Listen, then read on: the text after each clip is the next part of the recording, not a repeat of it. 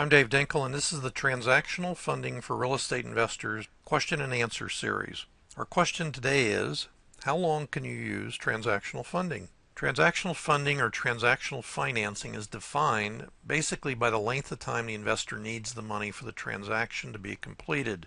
In some states, the closing agents escrow both sides of the closing until all documents and money is in place, and then and only then do they complete the transfer of the deed to the property. If the closing requires court orders or city inspections, these closings can be delayed for days or even months. The transactional funder should not have his money sitting in escrow all this time, but rather wire in the money only on the day of the final closing. Transactional funding is often referred to as flash funding or one-day funding. Because of the actual time period, this private real estate financing should only take minutes or even hours. Transactional funding is used between the time the original property seller signs all the documents he is required to do, such as the HUD-1 closing statement, the deed, bill of sale, which is optional in some states, and any additional documents required by the closing agent. Between then and the time the end buyer signs his required documents, the HUD-1 closing statement, hold harmless agreement, or other documents is required by the closing agent.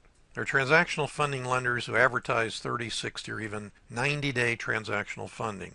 In actuality, these extended periods are actually not transactional funding because the lender charges points and interest for the extended time period. Transactional funding only has points and ancillary fees attached to borrowing it. A point is actually 1 percentage point of interest. For example, a transactional funder lends $100,000 for the transaction and charges 2 points. He will receive $100,000 times 2%, or $2,000 as his cost for lending the money. This expense is a cost of doing business and is tax deductible as such to the investor and ordinary income to the transactional lender.